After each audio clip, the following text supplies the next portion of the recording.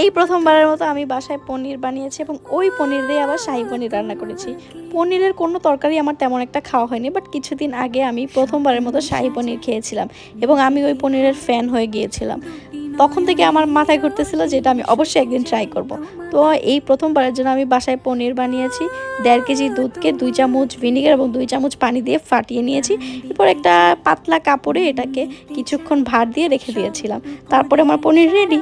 এবং আসি এখন শাহী পনিরে। শাহী পনিরের জন্য আমি একটা প্যানের মধ্যে তেল দিয়েছি, পেঁয়াজ, টমেটো এবং কিছু বাদাম দিয়ে ভেজে নিয়েছি। ওগুলোকে ব্লেন্ড করে ওটার ভিতরে হলুদ, মরিচ, ধনে, জিরা এবং লবণ দিয়ে এটাকে খুব ভালো করে কষিয়ে নিয়েছি এবং আমার নিজের বানানো পনিরগুলো এটার মধ্যে দিয়ে দিয়েছি।